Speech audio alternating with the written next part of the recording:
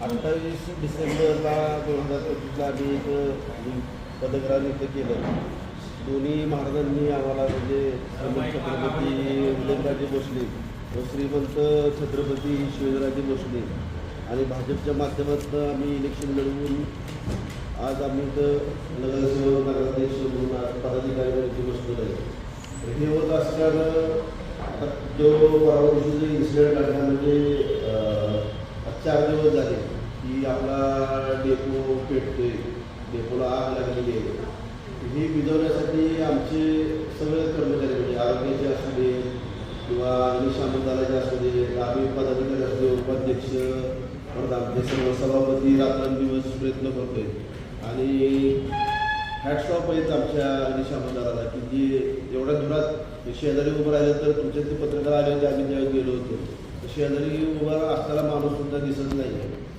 तीच परिस्थिती खालची जी गाव आहे सोनगाव, जकातवाडी यांना तिथली लोकंसुद्धा तिथनं शिफ्ट होऊन शहरात काय करायला काही पोण्याकडे गेलेत. एवढी भयवा परिस्थिती अशी निर्माण झालेली आहे. आणि ही आरोग्याशी खेळण्याचं झालेलं आहे. तर इथं साधारण काम करते जी कंपनी आहे त्याच्याकडं आपण बायो मायनिंग किंवा इतर गोष्टीची सगळ्याचं जबाबदारी दिलेली आहे. ही साधारण 21/12/2021 साली त्यांचे ॲग्रीमेंट झालेलं आहे. ही इकोसेव प्रायव्हेट लिमिटेड इंदोर पुणे सिसोदिया अशी ते कंपनी आहे. तिला वर्क ऑर्डर 23 तारखेला झालेली आहे 21ला.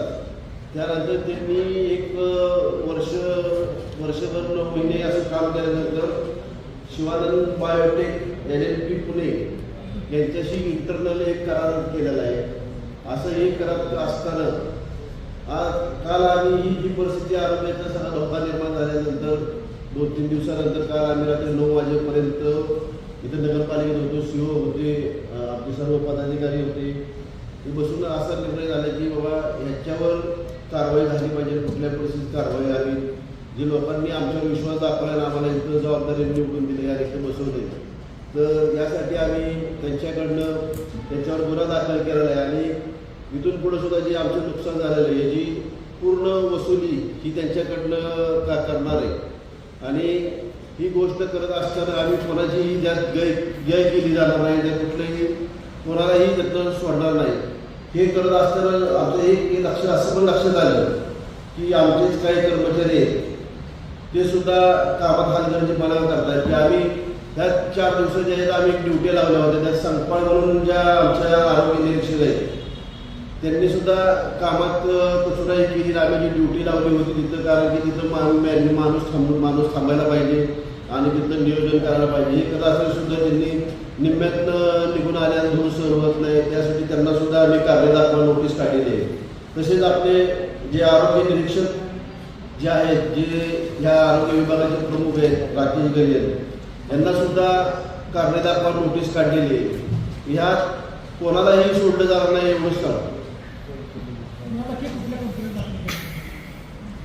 इकोसेव प्रायव्हेट लिमिटेड ज्या कंपनीबरोबर नगरपालिकेचं ॲग्रीमेंट झालेलं आहे त्या कंपनीवर आम्ही गुन्हा दाखल केला.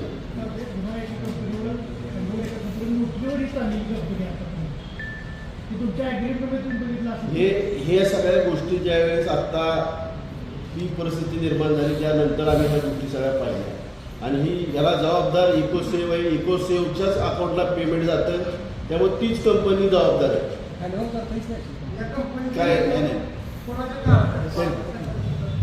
एक लक्षात घ्या, कचरा डेपोवरती सर्वसाधारण 80 ते 85 टन रोजचा कचरा गोळा. आता एवढ्या कचऱ्याचं डिस्पोजल होण्यासाठी त्यावेळेस अशा स्वरूपाच्या कंपनीला आपण त्यावेळेस टेंडर काढून काम दिलं. ज्या कंपनीला काम दिलं ती कंपनी काम करत होती. ती कंपनीला ते शक्य झालं नाही म्हणून त्यांनी दुसऱ्याला सबलेट केलं. आता हे सबलेट केलं हे कधी कळालं तर ज्यावेळेस आपण पेपर दोन्ही कळलं. मधल्या 4 वर्षामध्ये प्रशासकीय कालखंड होतं. त्या प्रशासकीय कालखंडामध्ये त्या सबलेटची प्रक्रिया झाली. आज अध्यक्षांनी जे तुम्हाला नमूद केलं की इकोसेव कंपनीवरती गुन्हा का दाखल केला, तर नगरपालिकेनं ऑथराइज्ड कंपनी म्हणून इकोसेव कंपनीला ते काम दिलं आणि कंपनीनं जे सबलेट केलेलं आहे त्याला काही कुठल्या जनरल बॉडीची किंवा कुठली याची मान्यता दिलेली नव्हती.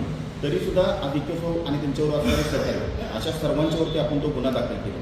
त्याच्यामुळे गुन्हा दाखल करण्याच्या प्रक्रियेमध्ये कुठल्याही प्रकारची कुचराईची केली नाही. याचबरोबर ज्या कंपनीला आपण काम दिलं होतं ते काम काय त्यांनी करायचं होतं तर तिथं येणारा कचरा त्याचं डिस्पोजल करणे, त्याची विल्हेवाट लावणे हे त्यांच्याकडे काम दिलं होतं.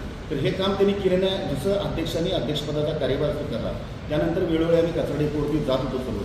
त्या कंपनीला आम्ही त्यावेळेस सूचना करत होतो की तुमच्या कामामध्ये जेवढा कचरा तुमच्याकडे कलेक्ट होतोय त्या प्रमाणामध्ये त्या कचऱ्यावरती प्रक्रिया करून त्याची खत निर्मितीची प्रक्रिया असेल किंवा त्याची लँड क्लिनिंगची प्रक्रिया असेल तर तुमच्याकडनं पूर्ण होत नाही तर तुम्ही तातडीने करा. या संदर्भात वेगवेगळ्या स्वरूपाच्या नोटिसा लेखी आणि तोंडी स्वरूपाच्या आम्ही त्यांना दिलेल्या होत्या. मात्र ह्या महिन्या दीड महिन्यामध्ये त्यांच्याकडनं त्या प्रमाणात कामकाज झाले. बऱ्याच वेळा त्यांच्याकडनं आम्हाला असं सांगितलं जायचं की आमची मशीन बंद पडली, आमच्या मोटर्स बंद पडल्या, कधी कामगार त्यांचे अवेलेबल नाही, अशा स्वरूपाच्या त्यांच्या आम्हाला गोष्टी ऐकायला होत्या. तरी पण आम्ही त्यांच्यावरती कारवाई करण्यासाठी सुरुवात केलेली होती.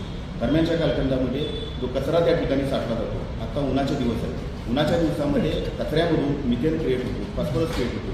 ते ज्यावेळेस क्रिएट होतो हे क्रिएट झाल्यानंतर त्यातनं ज्वलनशील भाग निर्माण होतो आणि हा ज्वलनशील भाग असतो तो त्या संपूर्ण कचरा पेटतो. आता हे जर आपण 3-4 वर्ष किंवा गेले 5-6 वर्षाचा विचार केला तर आपल्या लक्षात येईल की सातत्यानं अशा स्वरूपाच्या आगी त्यात सोनगाव कचरा डेपोला लागले. पण एवढ्या मोठ्या प्रमाणावरती भयानक आग ही कधी लागली होती पहिल्यांदा अशा स्वरूपाची आग लागली. आणि ह्याला जबाबदार काय आहे तर प्रत्येक वेळेस त्याचं डिस्पोजल होणं हे शक्य होत असतं. मात्र ह्या कंपनीनं हलगर्जीपणा दाखवून त्यांचा नाकर्तेपणामुळं आज सातारकर आणि सातारा शहरालगत असणारी जी उपनगरं आहेत, जी काही गावं आहेत, ज्या गावांच्या जत्रा चालू आहेत, त्यांच्याकडे वेगवेगळ्या स्वरूपाचे कार्यक्रम चालू आहेत, पै पाहुणे लोकांच्या घरी आलेले, अशा स्वरूपामध्ये ऐन जत्रेच्या कालावधीमध्ये अशा स्वरूपाची दुर्घटना घडून मुद्दामून नगरपालिकेला आणि सत्ताधाऱ्यांना बदनाम करण्याचा हा षडयंत्र आणि डाव असू शकतो अशा दृष्टिकोनातून हे काम केलेलं आहे. त्याच्यामुळं याच्यामध्ये कुणालाही हाईड करायचं नाही असं आमचं सर्वांचं ठरलेलं आहे. म्हणून अध्यक्ष आम्ही गेले 2 दिवस झाले सातत्यानं जशी मिटिंग घेतो तशी सातत्याने आम्ही सकाळपासून रात्री 12-1 वाजेपर्यंत संबंधित ठिकाणी आम्ही भेट घेऊन आमच्या कर्मचाऱ्यांचं मनोबल वाढवण्यासाठी आम्ही प्रयत्नशील आहोत. त्या ठिकाणी वेगळ्या स्वरूपाची यंत्रणा तिथं होतो. आज सातारा असेल, वाई असेल, महाबळेश्वर, त्याचबरोबर अजिंक्यतारा कारखाना, कुकर या ठिकाणून आपण त्यांच्या अग्निशामक दल मागवले. त्याचबरोबर आपण फायर फायटर आमचं स्वतःचा त्या ठिकाणी लागणारे पाण्याच्या आम्ही वाटपाच्या गाड्या बंद केल्या, त्या ठिकाणी पाण्याची व्यवस्था केली. आमच्या सातारा नगरपालिकेतनं पाणी पुरवठा जो सातारा शहरामध्ये केला जातो त्यातला काही भागाच्या लाईन आम्ही त्या बाजूला टाकले की जेणेकरून तातडीने तिथं पाण्याची अवेलेबिलिटी होईल आणि आग कशी विजन याच्यावर आपण कॉन्सन्ट्रेशन करतो. पण आत्ताच्या परिस्थितीमध्ये प्रचंड हीट आणि वारं या दोन्ही गोष्टीमुळं आग कंट्रोल आणताना पहिले 3 दिवस आम्हाला त्रास झाला. आजची परिस्थिती बघितली तर 15 ते 20% आपण राहिले आहे फक्त पोर्शन, आपण त्याच्यावरती बऱ्यापैकी यश मिळालं. मात्र हे होत असताना ज्या नागरिकांच्या जीवाला धोका निर्माण करतात, ज्यांना त्याचा त्रास होतो, हा सर्व त्रास होऊ नये. कारण ह्यातलं सर्वांची महत्त्व जशी उन्हाळ्यामध्ये आग लागते तर हा कचऱ्याचं सॅच्युरायझेशन झालं तर ह्याचे सॅच्युरायझेशन हे पाणी त्याचं जे आहे ते जमिनीमध्ये मुरतं. ते जमिनीमध्ये मुरलेलं पाणी असतं त्याच्यापासून लिचेड क्रिएट होतो. हा लिचेड वाटा एक डेंजर असतो की आजूबाजूच्या लोकांना भयानक प्रकारचे आजार होऊ शकतो. आणि हे सगळ्या गोष्टी भविष्यातल्या होणारे अशा स्वरूपाचे आजार ते होऊ नये ह्याच्यासाठी तातडीने अध्यक्ष साहेबांनी निर्णय घेतला. या संदर्भात संबंधित कंपनीने आपण कारवाई करणं अत्यंत आवश्यक आहे. म्हणून काल रात्री आम्ही या संदर्भात रिसर्च सातारा शहर पोलीस स्टेशनला, सातारा तालुका पोलीस स्टेशनला आम्ही गुन्हा दाखल केलेला आहे.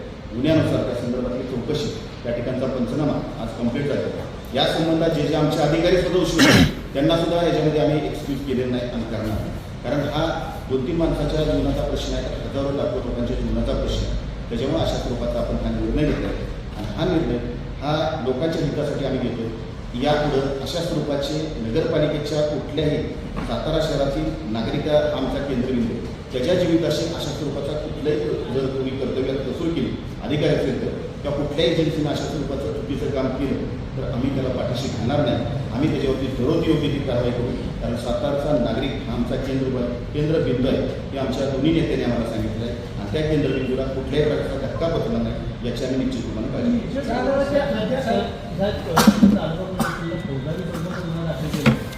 नगरपालिकेचं कोट्यवधी रुपयाचं नुकसान झालेलं आहे. तुम्ही ते नुकसान भरपाईसाठी कोर्टात नुकसान भरपाईचा दावा त्या पद्धतीने तुम्ही सेशनवर दाखल करणार आहात. ज्या पद्धतीने आम्ही शहर पोलीस स्टेशनला गुन्हा दाखल केला त्या पद्धतीनं कालच त्या कंपनीला नोटीस आम्ही इश्यू केलेली की या संदर्भातली तुमच्यावरती कठोर कारवाई काय करण्यात येऊ नये आणि या संदर्भातनं आमचं लिगल डिपार्टमेंट काम करते. तातडीनं आम्ही 2 दिवसामध्ये त्यांना अशा स्वरूपाची कॉम्पेन्सेटरी कॉस्टची आम्ही नोटीससुद्धा दाखल करून देतोय त्यांना आम्ही आणि त्याच्यावरती पुढची कारवाई करतो. कालच आपण नोटीस दिली. लिचेड तळं नसतं. लिचेड हा एक द्रव असतो जो पावसाळ्यामध्ये पाण्यातून जमिनीमध्ये मुरतो आणि तो 150-200 मीटरपर्यंत खाली जाऊ शकतो. हा द्रव आहे. त्याने काय काय दिलं होतं? ॲग्रीमेंटमध्ये त्याला कचऱ्याची विल्हेवाट लावली, कचरा डिस्पोजल करणे, कचरा व्यवस्थितरित्या तिथं ठेवणे, अशा स्वरूपाची त्याला जबाबदारी दिली.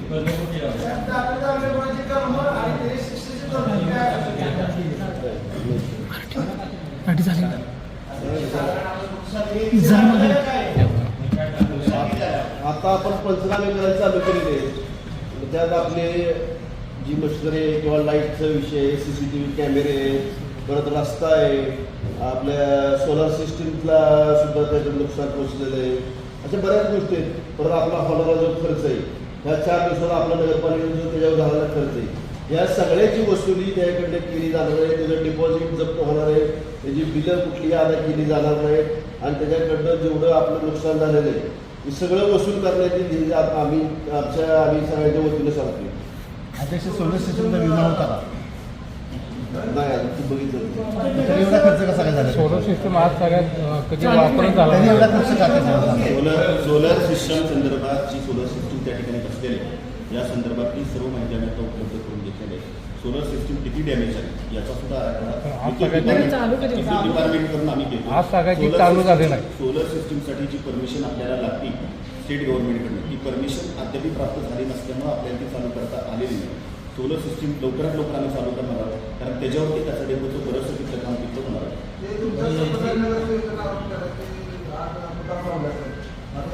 ते आता आपण चौकशी आधी सगळ्या गोष्टी समोर तेवढ्यावेळेस आपण फौजदारी स्वरूपाचा गुन्हा दाखल केलेला आहे.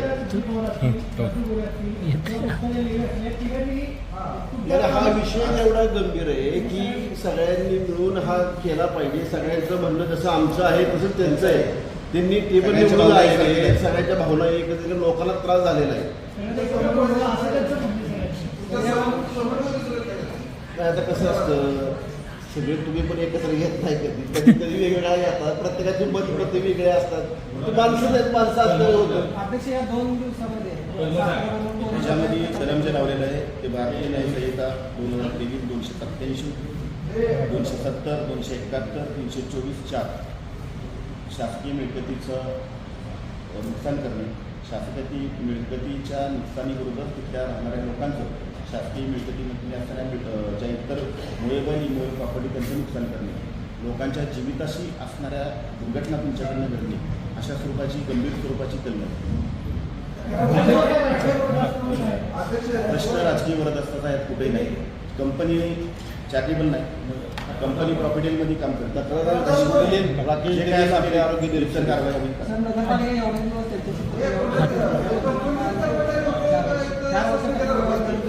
आपल्याला येऊन 1.5 महिना झाला आहे.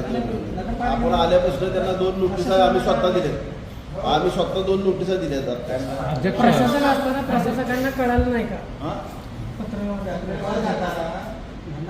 प्रशासकांना एका कंपनीला या 5 संदर्भात वर्षाचा संबंधित अधिकाऱ्यांनी त्यांच्या कर्तव्यामध्ये कसूर केली, त्यांनी नीट लक्ष दिलं नाही, त्याच्यामुळे ही गोष्ट निर्माण झाली.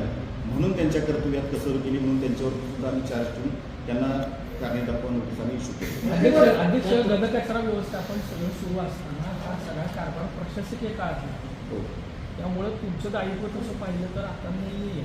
म्हणून आम्ही सामान्य नागरिकांना वारंवार सोडू शकत नाही. पण मुद्दा असा आहे की प्रशासकीय काळात झालेल्या गोष्टींचं ऑडिट करणं, त्याची बिलं देयक देणं, या सगळ्या गोष्टी करत असताना त्याचं कुठंतरी व्हेरिफिकेशन केलंय का? नेमकं किती देयक दिली गेलेली आहेत आतापर्यंत कोणतीही दिली गेलेली नाही आणि कुठल्याही बिलाबाबतीत आम्ही निर्णय अद्याप घेतलेला नाही. आम्ही बिलं देण्यासाठी, बिलं काढण्यासाठी पदाधिकाऱ्यांनी आम्हाला नेत्यांनी बसवले नाही, तर सातारच्या लोकांची सेवा करण्यासाठी बसवले. ज्या ज्या गोष्टी यापूर्वी घडलेल्या आहेत, जी कामं यापूर्वी झालेली आहेत, आम्ही स्वतः अध्यक्ष आम्ही सर्वजण त्या संपूर्ण ज्या गोष्टी झालेल्या आहेत त्याची देखभाल केल्याशिवाय अशा स्वरूपाची कुठलीही बिलं अदा केली जातात. करार सुरू झाल्यापासून ते आतापर्यंत नेमकं किती बिलं दिली गेली? कारण की आता आपण या सगळ्या गोष्टीचं ऑडिट करणार आहे की जी प्रशासकीय काळात जी काय झाले या गोष्टीचं आता ह्या अनुभवावरनं आम्ही या सगळ्या गोष्टीचं ऑडिट करू लवकरात बरोबर आहे, लवकर तुम्ही आता करणार आहे, मात्र तुमचा हा दोषच नाहीये, तुमचं दायित्व आहे. आपलं दायित्व आहे. आपण लोकांनी आपले सातारे आम्हाला निवडून दिलेले आहे. या दोन्ही महाराजांनी आम्हाला दिले, पक्षाने दिलेले आहे. पण ज्यांनी हे काम करणं गरजेचं होतं. आज सगळी गावं मिळती झाली. बरोबर आज आहे. पालिकेच्या आपण गावामध्ये करायचा प्रयत्न सुरू झालेला आहे. जे ह्या इन्व्हॉल्व असतील, जे ह्या जबाबदार असतील, ह्या प्रत्येकावर कारवाई होईल ह्याची मी तुम्हाला साताऱ्याच्या वतीनं तुम्हाला आश्वासन देतो. अध्यक्ष आता जे आरोग्य चालू आहे, जो खर्च आहे ते तुमचं काय नगरपालिकेचं काय त्यांना आपण नगरपालिका खर्च करतोय. मागाशी तुम्हाला सांगितलं की ह्याच्या पै आणि पै ही कंपनीकडनं वसूल केली जाईल. तसं काय अजून पुढं असं वर आलेलं आहे. अध्यक्ष, पण माझा एक महत्त्वाचा मुद्दा आहे. सातारा ओला कचरा, सुका कचरा वेगळा जात नाही. दुसरी गोष्ट, तिथं गेलेल्या कचऱ्याचं कसं म्हणजे महिन्याला एवढा कचऱ्याची विल्हेवाट सारखं नाही त्याचं काय ऑडिट झालं? करायला कसं जमलं? वर्गीकरण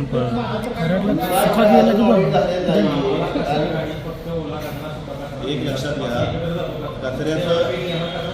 कचऱ्याचं सेग्रिगेशन करणे हा सगळ्यात महत्त्वाचा विषय होता या ठिकाणी. सेग्रिगेशन काय केलं जातं की ओला कचरा वेगळा केला जातो, सुका कचरा वेगळा केला जातो. ते कुठं केलं जातं तर ज्यावेळेस घंटागाडी तुमच्या दारामध्ये येते त्याच्यामध्येच त्याचं पार्टिशन करून त्याचे दोन्ही भाग केले जातात. मागच्या जर 1.5-2 वर्षाचा विचार केला तर अशा स्वरूपाचं सेग्रिगेशन न होता डायरेक्ट कचरा तिथं येऊन डंप होतो आणि हा डंप झाल्यामुळे कचराचं पाहिजे असं विल्हेवाट तिथं लागली तुम्ही. आता यातलं या मार्चनंतर ज्या बाबी आम्ही आता करतो यापूर्वीची सर्व टेंडर आम्ही लवकरच कॅन्सल करतो आणि अशा स्वरूपाचं सेग्रिगेशन करूनच कचरा डेपोवरती जाईल याचं नियोजन आम्ही संबंधित कंपनी भंगार विक्रीचा व्यवसाय करत असल्याचं चित्र तिथं दिसतंय. कचरा घनकचऱ्याचं व्यवस्थापन झालंय तिथं. तेच सांगितलं याच्यासाठीच आपण हे करतोय. आज गुन्हा दाखल करतोय की त्या कंपनीने नक्की काम काय केलं. गेल्या आमचा जर कालखंड बघितला 28 तारखेला अध्यक्षांनी चार्ज घेतला. 65-66 दिवसामधल्या ह्या संपूर्ण कालखंडामध्ये फक्त कचरा हा विषय नव्हता, तर पाण्याचा विषय होता, शहराचा नवीन आराखड्याचा विषय होता. असे वेगवेगळे विषय आम्ही सातत्याने सामोरं जातो. दोघे आम्ही 9-9:30 वाजता नगरपालिका संध्याकाळी 7-8 वाजेपर्यंत हेच प्रत्येक डिपार्टमेंटचे आम्ही आढावा घेतो. प्रत्यक्ष त्या जागेवरती आम्ही दोघे जातो. त्या डिपार्टमेंटचे सभापती आमच्यावर असतात, त्या विभागात नगरसेवक बरोबर घेऊन जातात. का तर लवकरात लवकर ह्या सगळ्या गोष्टीतून आपल्याला पुढे जायचं. तर ग्रामस्थांचं आता म्हणणं असं आहे की त्यांना धुराचा प्रचंड त्रास होतोय, आरोग्याचा प्रश्न निर्माण झालेला आहे, प्रदूषण तर झालेलं तर दिसतंय आपल्याला. त्याच्या अनुषंगाने तुम्ही गावाची त्या काही बोलण्यासाठी आम्ही सातत्यानं त्या लोकांशी कॉन्टॅक्टमध्ये आहे. आम्ही CS ला पण त्या दिवशी आम्ही फोन करून खालच्या DHOला सुद्धा आम्ही तसे CSनी आदेश केलेले. तिथं उपलब्ध समजा इमर्जन्सी काय उद्भवली, कोणाला श्वासाचा त्रास झाले किंवा काय झाले तर अशा वेळेस ॲम्ब्युलन्स तिथं लगेच उपलब्ध करून दिलं असं CS सरांनी आम्हाला जे तुम्ही सांगितले की आमची चर्चा झाली तरी DHOला तसे आदेश पण केलेले. त्या दृष्टीमधून सुद्धा आम्ही काम करतोय. इकडं आग विझवायचं काम करतोय, इकडं कायदेशीर कारवाईचं काम करतोय. आम्ही गेले 3 दिवस झाले रोज म्हणजे पोलीस प्रशासनाचं सहकार्य घेतलं. पण पहिल्या दिवशी फार ट्रॅफिकचा विषय झाला होता आणि समोर गाड्या दिसत नव्हत्या. पोलीस प्रशासनाचं पण आम्हाला चांगलं सहकार्य मिळालं. काल सुद्धा रात्री 11 वाजेपर्यंत, कारण का काल आम्ही दिवसभर जरा काल आठवल्यानंतर काल आम्ही दिवसभर आम्ही नाश्ता सुद्धा इथंच केलाय कमिटी हॉलला. आम्ही घरी पण गेलोय. 6-6:30 पर्यंत आम्ही फायनल वर्कआउट करत होतो काय झाले काय नाही. संध्याकाळी 9 वाजता आमचं सगळं फायनल झालं. त्यानंतर आमचे अधिकारी जाऊन गुन्हा 11 वाजता रात्री 11 वाजता नोंद झाला. अध्यक्ष, ही घटना पुन्हा घडू नये म्हणून काही ठोस पुरावा किंवा काही योजना आहे का तुमच्याकडे भविष्यात अशी घटना घडू नये? त्याच कंपनीला परत तुम्ही कॉन्टॅक्ट नाही. या बाबतीत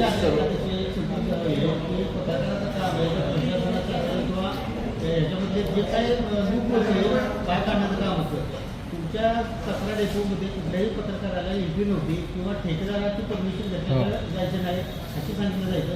अशी काय परिस्थिती आहे किंवा नगरपालिकेचा नियम आहे का की पत्रकार कचरा डेपो जाऊ शकत नाही अमुक व्यक्तीची असं काय आमचं तुम्हाला तर अनुभव असेल तर मी मागे 1-2 वेळा गेलो तसं काही प्रॉब्लेम आला नाही. आम्हाला मग ते अटकाव द्यायला अच्छा अटकाव द्यायला हा काही एक्सक्लुझिव्ह भाग नाही. तो तुम्हाला सर्वांना आला. सातारा नगरपालिकेचा असा कुठलाच भाग नाही की जिथं नागरिक पत्रकारच काय नागरिक सुद्धा तिथं लावू शकतो आणि तो व्हेरीफाय करू शकतो. सर आता काहीच अडचण नाही. धुराचं एवढं प्रमाण मोठं आहे की सगळ्याच्या आज गावात कंट्रोलमध्ये आला. पण तिथं तुमची कर्मचाऱ्यांची काम करतात त्यांना मास्क नाही काय तशीच करतात. तर आपण वेळोवेळी मास्क दिलेले आहेत, पण काय होते नाही मास्कमुळे काय होतंय की कुठं आपल्या आत दूर फिरतोय. पण आपले जे आहे जे कामगार आहेत म्हणजे आपल्या अग्निशामकचे त्यांच्याकडं प्रॉपर ते मास्क आहे. पण बाकीच्यांना आपण जे रेग्युलर मास्क वापरतो तर काय होते तर आम्ही स्वतः आम्हाला अनुभव आहे, आम्ही शेवटी मास्क काढून टाकले तर तो आत त्यात फिरतोय सफोकेशन होते ते. नाही अजिबात नाही. चांगलं काम करतो, चांगलं काम अजून करताय. अध्यक्ष एक शेवटचा प्रश्न आहे. 3 शिफ्टमध्ये काम करतो, रात्री सुद्धा आपण काम चालू ठेवू. मग ते एका कंपनीला अध्यक्ष. कन्फ्लिक्ट आहे का?